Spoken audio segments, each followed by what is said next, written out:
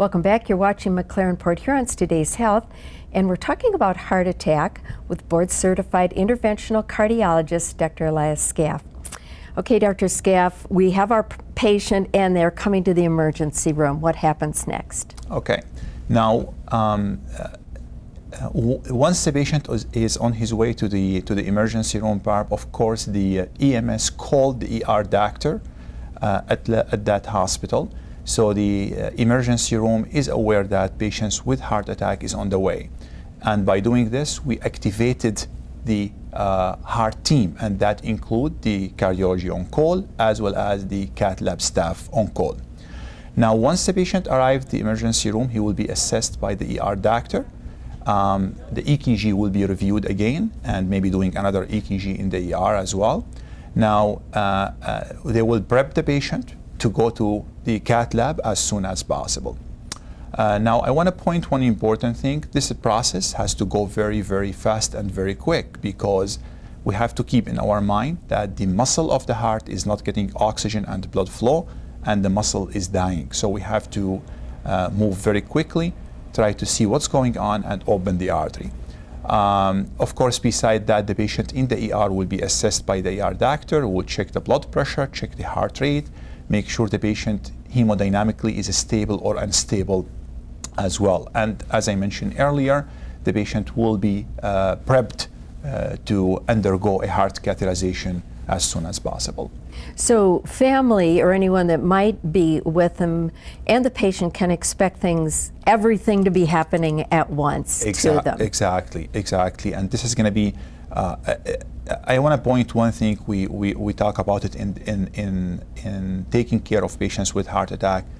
Time is muscle.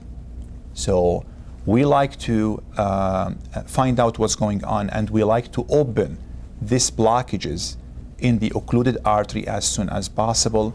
And studies have shown that the earlier we do it, the better. And also studies have shown that if we open this artery in a time less than 90 minutes, where the patient hit the emergency room, that will give us the best outcome for the patient. Okay, so everyone is working toward that time goal of getting that patient to the Cath Lab. Absolutely. Here in our hospital, when the patient arrives by EMS to the ER, the cardiologist as well as the Cath Lab staff will be there waiting for the patient. So will assess the patient, because they are activated, or they were activated actually before the patients arrived to the emergency room. So everybody is aware that we have a patient with heart attack is on the way to the hospital, and everybody is ready. The Cath Lab is ready, the cardiologist is ready. They meet the patient in the hospital, take the patient right away to the Cath Lab. Can you tell me about the procedure in the Cath Lab then, the angioplasty? Definitely. So we do what we call it an emergent heart catheterization. After the patient was seen and prepped in the emergency room and taken to the cardiac Cath Lab, we do what we call it an emergent heart catheterization. We go from the leg or from the arm to the heart. So we insert a catheter. I can point here actually. We insert, this is where we do the procedure from the leg. We insert the catheter, go all the way up to in the aorta to the heart, where we inject dye, and that will tell us exactly which artery is blocked. And the next step will be, is once we found the blockages, is by opening this artery by stent and balloon. That's what we do. And this is where, I just want to point, this is how the stent looks like inside the artery after we open the artery up.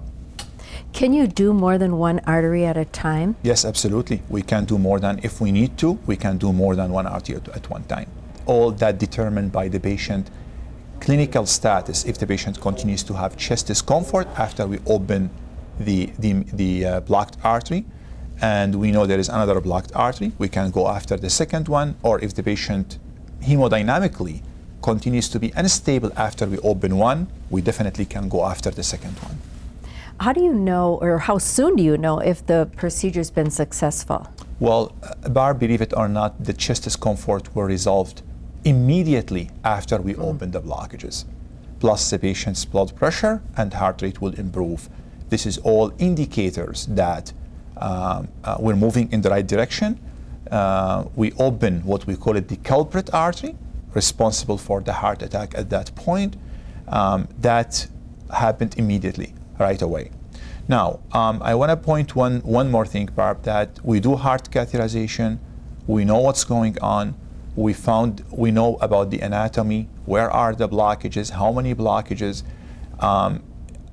At certain time where we cannot do balloon and stent, the patient would be referred to have an open heart surgery immediately, or what we call it emergent coronary artery bypass grafting.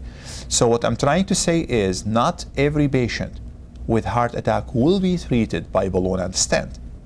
Sometimes we have to send the patient to have an emergent open heart or emergent coronary artery bypass grafting, and this is just because of the anatomy really or the anatomy of the patient at that time, or the blockages, they don't work good for stent and balloon. And you're still working under that whole time is muscle thing. Absolutely.